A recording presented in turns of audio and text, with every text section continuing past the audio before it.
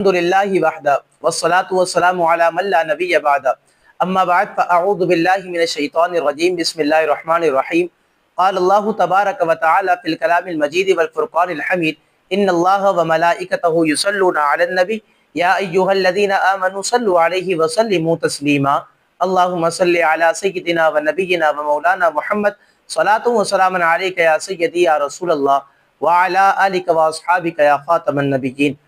اللہ تبارک و تعالیٰ کی حمد و ثنا کے بعد نبی اکرم نور مجسم شفیع معظم آمینہ کی لال پیارے مصطفیٰ کریم صلی اللہ علیہ وسلم کی مبارک پاک خوشبودار بارگاہ میں درود و سلام کا ہدیہ پیش کر لینے کے بعد دعا ہے اللہ تعالیٰ ہم تمام کو قرآن مجید فرقان حمید کا نور کامل نصیب فرمائے۔ بحمد اللہ تعالیٰ گزشتہ نشست میں جو ہے آپ کے سامنے سورہ بنی اسرائیل تک درس تراویح کا سلسلہ کیا تھا، اور چونکہ حافظ صاحب 15 سپارے جو ہے مکمل کر چکے تھے اور جو ہے 16ویں سپارے سے تراویح کا آغاز ہوا، اور سورہ کاف کے متعلق چند ایک اہم ضروری باتیں آپ سے کرنا رہ گئی تھی، وہ آج کی نشست میں ہم پیش کرتے ہیں اور پھر آگے کی طرف اپنی گفتگو کو بڑھاتے ہیں۔ یاد رکھیے گا سورہ کاف کے متعلق مفسرین اکرام ارشاد فرماتے ہیں کہ سورہ کاف جو ہے یہ مکی صورت ہے، اور اس صورت مبارکہ میں کل 12 رکوع اور 111 آیت کریمہ موجود ہیں۔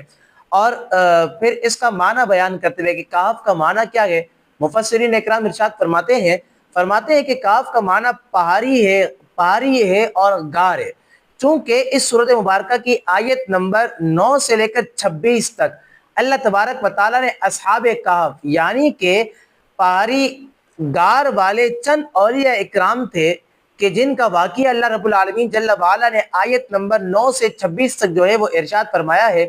تو اسی مناسبت سے مفسرین فرماتے ہیں کہ اس سورت مبارکہ کا نام سورہ کاف رکھا گیا۔ اب یہاں پر اس کی فضیلت پر جو ہے بے شمار احادیث کریمہ جو ہے وارد ہوئی ہے، آپ کے سامنے چند ایک حدیث کریمہ پیش کرتے ہیں۔ سورہ کاف کے متعلق نبی رحمت صلی اللہ تعالیٰ علیہ وسلم کا مبارک فرمان عالی شان موجود ہے کہ جو بخاری شریف میں بھی ہے۔ سورہ کاف پڑھنے سے جو ہے گھر میں سکون اور برکت نازل ہوتی ہے۔ حضرت سیدنا برہ بن عازب رضی اللہ تعالیٰ عنہ سے روایت ہے، وہ فرماتے کہ ایک صحابی رسول کریم علیہ السلام نے سورہ کاف کی تلاوت کی۔ گھر میں ایک جانور بھی تھا کہ آپ جو ہے سورہ کاف کی تلاوت فرماتے، وہ جانور جو ہے بدکنا شروع ہو جاتا، یعنی جب آپ نے تلاوت کی تو جانور جو ہے بدکنا شروع ہو گیا۔ تو انہوں نے سلامتی کی دعا کی اور غور سے دیکھا کہ کیا بات ہے، یہ جانور کیوں بدک رہا ہے۔ تو جب آپ نے غور کیا تو انہیں ایک بادل نظر آیا جس بادل نے انہیں ڈھانپ کر رکھا ہوا تھا۔ اللہ اکبر۔ کہتے ہیں کہ ان صحابی رسول کریم صلی اللہ تعالیٰ علیہ وسلم و رضی اللہ تعالیٰ عنہ نے اس واقعے کا ذکر جب تاجدار رسالت صلی اللہ تعالیٰ علیہ وسلم کی بارگاہ میں کیا، یعنی حضور کی بارگاہ میں سارا واقعہ پیش کیا، تو حضور کریم علیہ السلام نے ارشاد فرمایا کہ قرآن پاک کی تلاوت کرتے رہا کرو، کہ وہ بادل سکینہ تھا جو قرآن مجید کی تلاوت کی وجہ سے اللہ تبارک و تعالیٰ نے نازل فرمایا تھا۔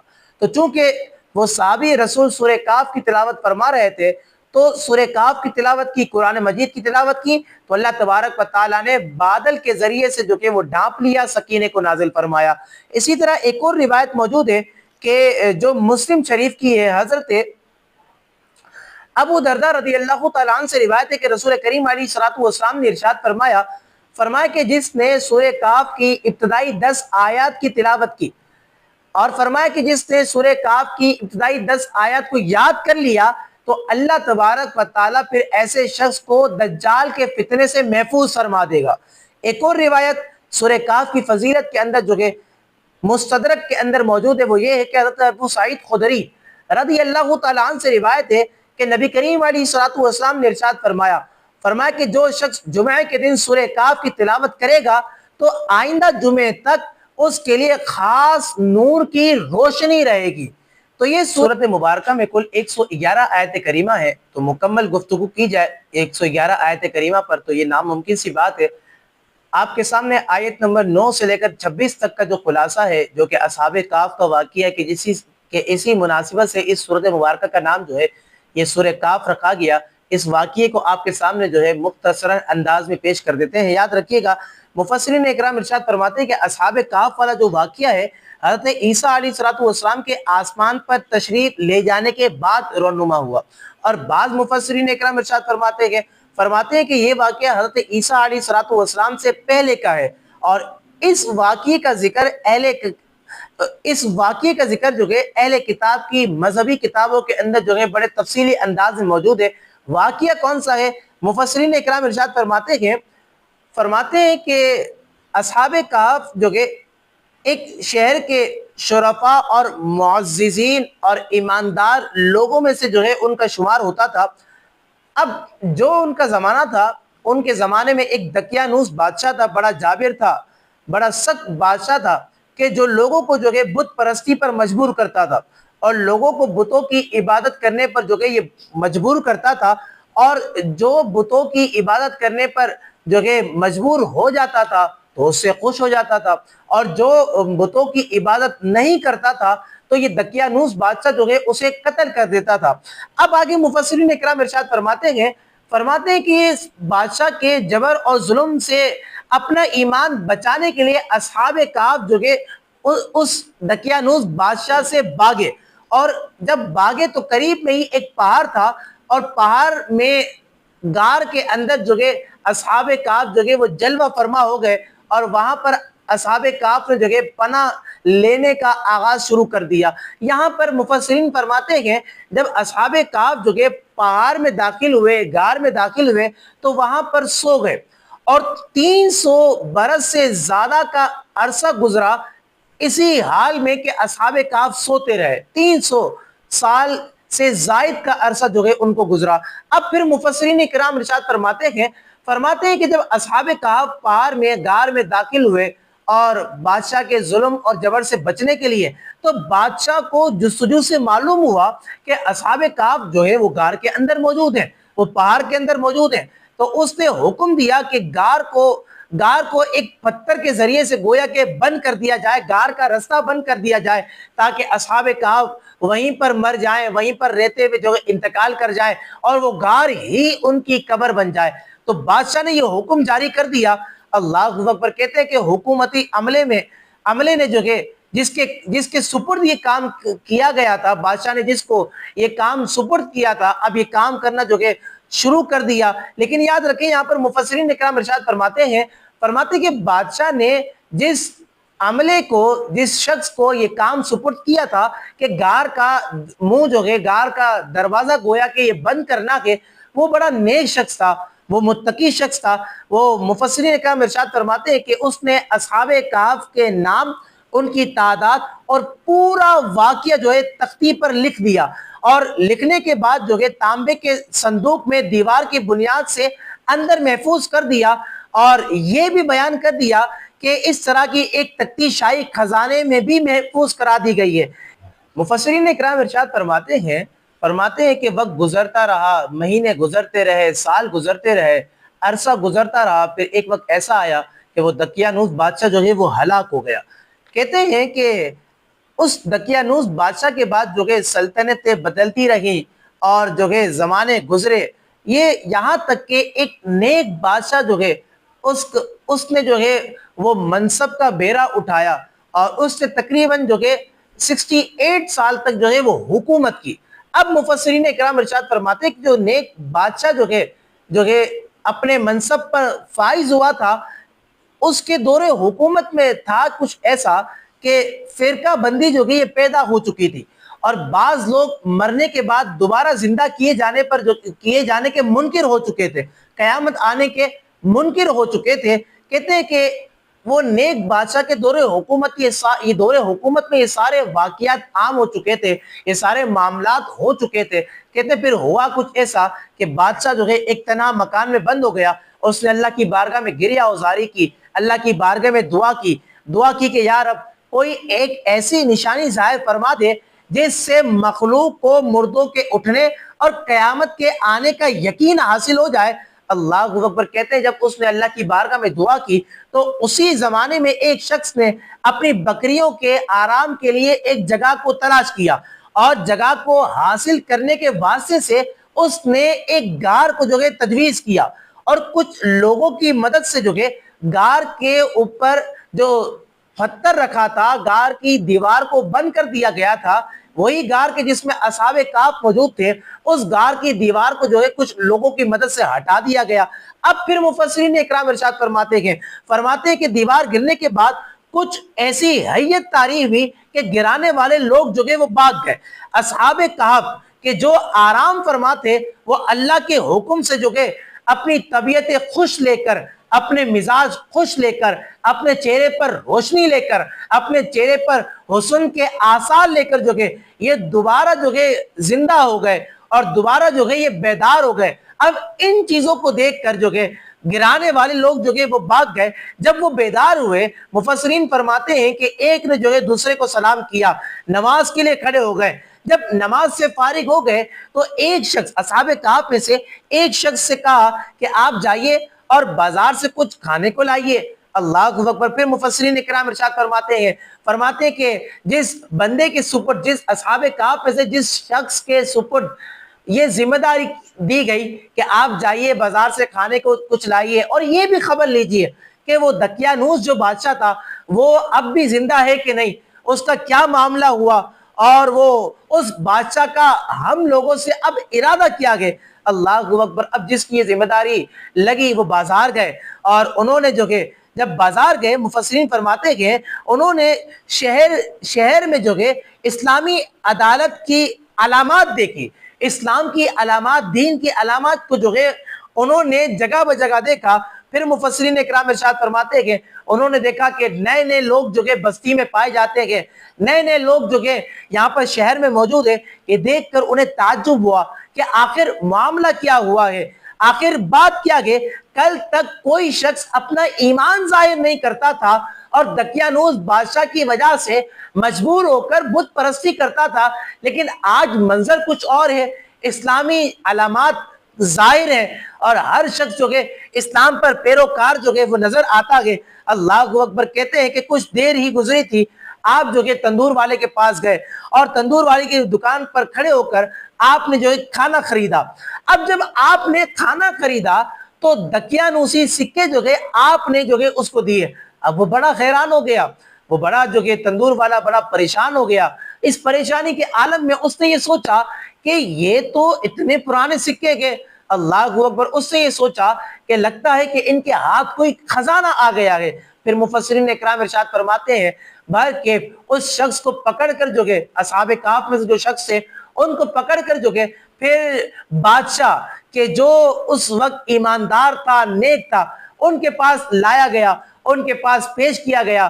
بادشاہ نے ان سے مکالمہ کیا، بادشاہ نے ان سے پوچھا کہ تم کون ہو؟ کہا ہم فلاں فلاں، اپنا سارا تعارف پیش کیا۔ اللہ اکبر۔ عزیزان گرامی، واقعے کو ہم مختصر کریں تو یہاں پر مفسرین اکرام ارشاد فرماتے ہیں کہ جب دقیانوس بادشاہ کا ذکر کیا تو اس نیک بادشاہ نے کہا کہ سینکڑوں سال پہلے جو کہ ایک بادشاہ ایسا گزرا تھا کہ جو دقیانوس تھا، جو بے ایمان تھا، کہ جو لوگوں کو بت پرستی پر مجبور کیا کرتا تھا۔ اللہ اکبر۔ عزیزان گرامی، پھر بات آگے بڑھی کچھ اس طرح، کہتے ہیں کہ جب بادشاہ جو ہے اس بندے کے ساتھ اصحاب کہف کی طرف آیا اور بادشاہ کے ساتھ اس کی قوم والے لوگ بھی آئے اور ان تمام نے جو کہ ملاقات کی۔ پھر مفسرین اکرام ارشاد فرماتے ہیں کہ ان تمام حضرات نے سمجھ لیا، یعنی اصحاب کہف میں سے جو شخص بادشاہ کے ساتھ تشریف لا رہے تھے، کہتے ہیں کہ بادشاہ کو دیکھتے ہوئے اور بادشاہ کے ساتھ اس کی فوج کو دیکھتے ہوئے جو بقیہ اصحاب کہف تھے وہ پریشان ہو گئے کہ لگتا ہے کہ دقیانوس بادشاہ نے ہم پر دعویٰ بول دیا ہے۔ اللہ اکبر۔ وہ ذکر و اذکار میں مشغول ہو گئے، وہ اللہ کی بارگاہ میں دعا کرنے میں مشغول ہو گئے۔ لیکن وہ شخص جو اصحاب کہف میں سے جو تندور سے روٹی لینے کے لیے گئے، انہوں نے سارا واقعہ اپنے ساتھیوں کو بتایا۔ جب سارا واقعہ اپنے ساتھیوں کو بتلا دیا، مفسرین فرماتے ہیں ان حضرات نے سمجھ لیا کہ ہم اللہ تعالیٰ کے حکم سے اتنا طویل عرصہ، اتنا طویل زمانہ جو ہے ہم سو گئے اور اب ہم اٹھائے گئے ہیں۔ اللہ اکبر۔ اور ہمیں اس لیے اٹھایا گیا کہ تاکہ لوگوں کو اس بات کا یقین ہو جائے، تاکہ لوگ یہ یقین حاصل کر لیں کہ مرنے کے بعد جو ہے دوبارہ زندہ کیا جانا یہ حق ہے۔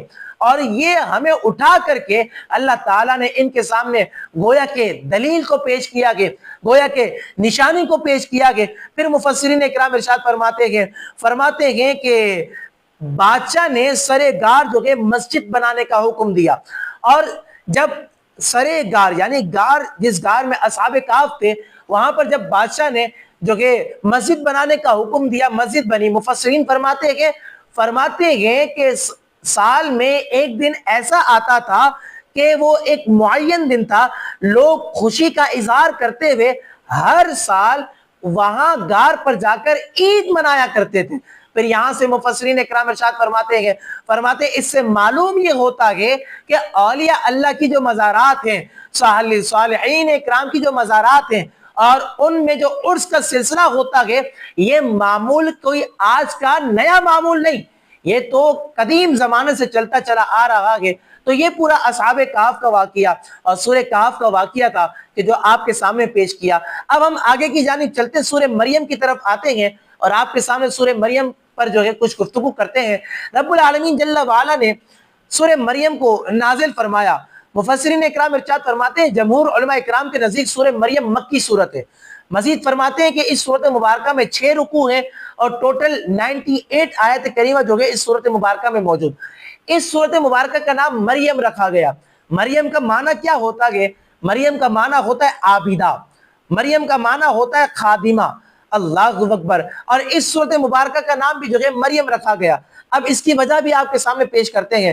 مفسرین اکرام ارشاد فرماتے ہیں یوں تو اگر دیکھا جائے تو قرآن مجید کی کئی صورتیں ایسی ہیں کہ جن میں اللہ تبارک و تعالیٰ نے حضرت مریم رضی اللہ تعالیٰ عنہ کا ذکر کیا، لیکن اس صورت مریم میں دیکھا جائے تو اللہ تعالیٰ نے تفصیلی انداز میں جو ہے سورہ مریم میں حضرت مریم رضی اللہ تعالیٰ عنہ کا ذکر کیا گیا۔ کہتے ہیں یہی وجہ ہے، یہی بات ہے کہ یہی مناسبت ہے کہ اس سورت مبارکہ کا نام جو ہے سورہ مریم رکھا گیا۔ معجم الکبیر کی روایت ہے حضرت مریم، حضرت ابو بکر بن عبداللہ رضی اللہ تعالیٰ عنہ سے روایت ہے، کہتے ہیں یہ بیان فرماتے کہ میں نے نبی کریم علیہ السلام کی بارگاہ میں حاضر ہو کر عرض کی کہ یا رسول اللہ صلی اللہ تعالیٰ علیہ وسلم، آج میرے ہاں لڑکی کی ولادت ہوئی ہے۔ تو حضور کریم علیہ السلام نے ارشاد فرمایا کہ آج رات مجھ پر سورہ مریم نازل کی گئی، چنانچہ تم اس لڑکی کا نام جو ہے مریم رکھ دو۔ اب سورہ مریم کی گویا کہ یہ فضیلت ہے کہ جو اللہ کے نبی کریم علیہ السلام نے ارشاد فرمائی۔ آگے آیت نمبر 12 پر آپ کے سامنے گفتگو کرتے ہیں۔ رب العالمین جل وعلا کے کلام میں جو کہ سورہ مریم میں آیت نمبر 12 رب العالمین جل وعلا فرماتا ہے یا یحییٰ خذ الکتاب بقوہ وآتیناہ الحکم صبیہ۔ رب العالمین جل وعلا نے فرمایا کہ اے یحییٰ کتاب کو مضبوطی سے تھامے رکھو، اور ہم نے بچپن میں ہی انہیں جو ہے حکمت سکھائی اور انہیں حکمت عطا فرما دی۔ یہاں پر مفسرین اکرام ارشاد فرماتے ہیں کہ حضرت یحییٰ علیہ السلام یہ اللہ کے نبی ہیں، اور حضرت یحییٰ علیہ السلام حضرت زکریا علیہ السلام کے بیٹے ہیں، اور حضرت زکریا علیہ السلام کا پورا واقعہ جو ہے 3 پارے کے اندر سورہ آل عمران کے اندر بھی موجود ہے۔ المختصر آپ کو یہ بات بتائیں کہ جب حضرت یحییٰ علیہ السلام کی ولادت ہوئی تو حضرت زکریا علیہ السلام کی اس وقت عمر شریفہ جو ہے 75 سے 80 سال تھی۔ کہتے ہیں کہ اللہ تعالیٰ نے آپ کو یحییٰ علیہ السلام کی نعمت سے نوازا۔ اللہ اکبر۔ حضرت ابن عباس رضی اللہ تعالیٰ عنہ کی روایت ہے حضرت یحییٰ کی ولادت کے بعد جب آپ کی عمر 2 سال کی ہوئی، یعنی حضرت یحییٰ علیہ السلام 2 سال کے ہیں، تو اللہ پاک نے ارشاد فرمایا کہ اے یحییٰ کتاب یعنی کہ کتاب توریت کو مضبوطی کے ساتھ تھامے رکھو۔ کتاب سے مراد توریت ہے، توریت کو مضبوطی کے ساتھ تھامے رکھو اور اس پر عمل کرنے کی بھرپور کوشش کرو، اور ہم نے اسے بچپن میں ہی حکمت عطا فرما دی۔ اللہ اکبر۔ مفسرین اکرام ارشاد فرماتے ہیں کہ حضرت یحییٰ علیہ السلام کی جب عمر شریفہ 3 سال کی ہوئی تو اللہ تبارک و تعالیٰ نے اس وقت جو کہ حضرت یحییٰ علیہ السلام کی عقل کو کامل فرما دیا تھا۔ اللہ اکبر۔ اور 3 سال کی آپ کی عمر تھی کہ اللہ تبارک و تعالیٰ نے آپ کی طرف جو کہ وحی فرمائی۔ یہاں پر حضرت ہمارے نبی کریم علیہ السلام کا یہ فرمان موجود ہے۔ حضرت معاذ بن جبل رضی اللہ تعالیٰ سے روایت فرمایا کہ اے میرے بھائی یحییٰ، اللہ جو ہے آپ پر رحم فرمائے، جب انہیں بچپن کی حالت میں بچوں نے کھیلنے کے لیے بلایا تو آپ نے ان بچوں سے کہا کہ اے بچوں، کیا ہم کھیلنے کے لیے پیدا کیے گئے ہیں؟ اللہ اکبر، یہ حضرت یحییٰ علیہ السلام نے بچپن میں بچوں سے کہہ دیا تھا۔ اب اس آیت کریمہ سے معلوم کیا چلتا ہے؟ یاد رکھیں، معلوم یہ چلتا ہے کہ ہمیں اللہ تعالیٰ نے کھیلنے کے لیے پیدا نہیں کیا، ہمیں اللہ تبارک و تعالیٰ نے دنیا میں بھیجا ہے تو اس کا ایک مقصد ہے۔ اللہ تبارک و تعالیٰ نے اس مقصد کو بھی جو ہے قرآن مجید فرقان حمید میں ارشاد فرمایا کہ بندہ جب دنیا میں آیا ہے تو اس کا زندگی گزارنے کا آخر مقصد کیا ہے؟ رب کا قرآن کہتا ہے، فرماتا ہے رب تعالیٰ کہ وما خلقت الجن والانس الا لیعبدون، رب تعالیٰ فرماتا ہے کہ ہم نے جنات اور انسانوں کو پیدا کیا تاکہ وہ ہماری عبادت کریں۔ تو ہماری زندگی کا مقصد جو ہے عبادت الہی ہے، ہماری زندگی کا مقصد معرفت الہی ہے۔ تو عبادت الہی کے جتنے بھی کام ہیں کہ جس سے اللہ کی عبادت ہوتی ہے، چاہے نماز ہو، چاہے روزہ ہو، چاہے زکوٰۃ ہو، چاہے حج ہو، چاہے صدقہ ہو، چاہے فطرہ ہو، المختصر میرے دوست و بزرگوں، عبادت الہی کے لیے جو ہے ہمیں دنیا میں بھیجا گیا ہے۔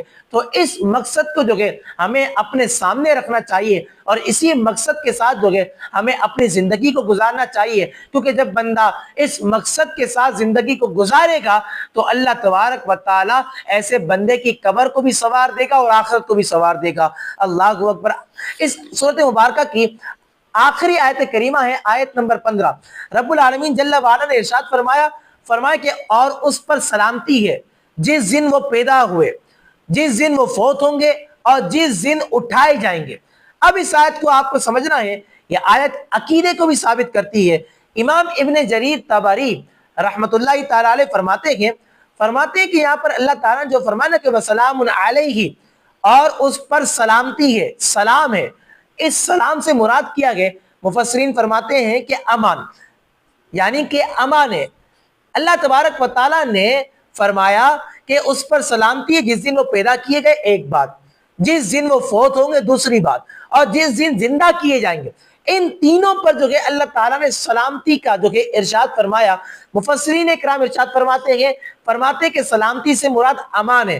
یاد رکھیے گا کہ جب بچہ پیدا ہوتا ہے تو شیطان اسے ضرر پہنچاتا ہے، شیطان اسے نقصان پہنچاتا ہے، لیکن حضرت یحییٰ علیہ السلام کی ذات مبارک یہ ایسی ذات مبارک ہے، رب کا کلام خود کہتا ہے کہ اس پر سلامتی ہے جس دن وہ پیدا کیے گئے۔ یعنی ہر شخص پیدا ہوتا ہے، شیطان ضرر پہنچاتا ہے، لیکن جب حضرت یحییٰ تشریف لائے تو شیطان آپ کو چھو بھی نہ سکا، شیطان آپ کو ضرر بھی نہ دے سکا، شیطان آپ کو نقصان نہ دے سکا۔ پھر مزید فرماتے ہیں جب وہ فوت ہوں گے تو عذاب قبر سے امان میں رہیں گے، اور جب یہ حشر کے دن اٹھائے جائیں گے، دوبارہ اٹھیں گے، تو عذاب قیامت سے بھی جو ہے یہ مامون رہیں گے، محفوظ رہیں گے۔ اللہ تعالیٰ نے، یاد رکھیے گا، اور بھی انبیاء کرام ہیں، یہاں پر اللہ تعالیٰ نے حضرت یحییٰ علیہ السلام پر سلام بھیجا، وسلام علیہ، لفظ ہمیں بتاتا ہے، سیگا ہمیں بتلا رہا ہے، وسلام علیہ، کہ حضرت یحییٰ علیہ السلام پر اللہ تعالیٰ نے سلام بھیجا۔ لیکن یاد رکھو اور بھی انبیاء ہیں کہ جن پر اللہ تبارک و تعالیٰ نے سلام بھیجے۔ مثال کے طور پر سلام علی نوح فی العالمین، یہاں پر حضرت نوح علیہ السلام پر بھیجا۔ حضرت سلام علی ابراہیم، یہاں پر حضرت ابراہیم علیہ السلام پر سلام بھیجا۔ سلام علی الیاسین، یہاں پر حضرت الیاس علیہ السلام پر جو کہ سلام بھیجا۔ لیکن ان تمام پر ایک ایک بار جو کہ سلام بھیجا۔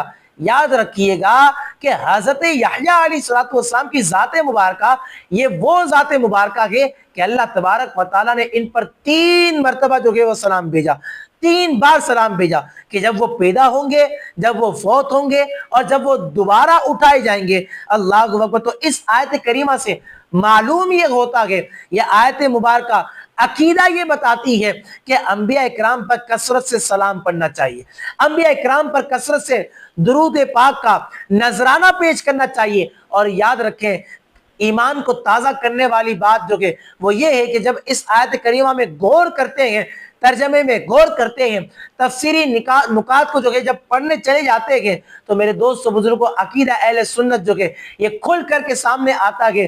لوگ یہ کہتے ہیں کہ نبی کریم علیہ الصلوۃ والسلام کی ولادت کے دن جو ہے خوشی کا اظہار مت کیا کرو۔ اللہ اکبر، عزیزان گرامی دیکھیں نا کہ جب حضرت یحییٰ جب دنیا میں تشریف لائے، پیدا ہوئے، اللہ پاک جو ہے وہ سلام بھیجتا ہے، تو یہی آیت مبارکہ اس بات کو ثابت کرتی ہے کہ انبیاء اکرام پر کثرت سے درود پاک پڑھنے چاہیے، یہاں تک کہ ان کی ولادت کے دن بھی جو ہے درود پاک کا اور سلام کا اہتمام کرنا چاہیے۔ کہتے ہیں کہ یہی تو وجہ ہے کہ اہل سنت و جماعت جو ہے 12 ربیع الاول اور ہر سال اور سال کے ہر دن جو ہے اللہ کے نبی پر درود پاک پڑھا کرتی ہے۔ اہل سنت و جماعت کا یہ طور طریقہ رہا ہے کہ وہ درود پاک لازمی پڑھا کرتی ہے۔ اللہ اکبر، عزیزان گرامی یاد رکھیں، اہل سنت و جماعت کا جو طریقہ ہے میرے دوست و بزرگوں، یہ دماغ میں بٹھانے والی بات ہے، یہ کوئی نیا طریقہ نہیں، یہ کسی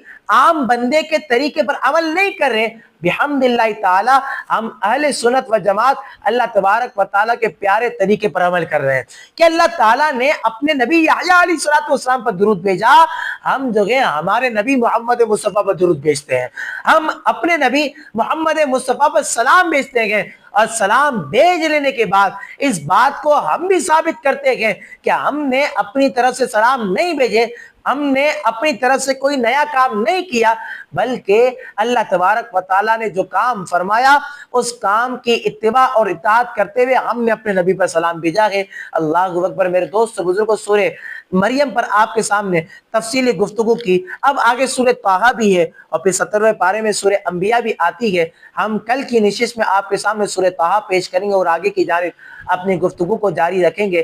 اسی پر آج کی گفتگو کا اختتام کرتے ہیں۔ اللہ تبارک و تعالی آپ کا و میرا حامی و ناصر ہو۔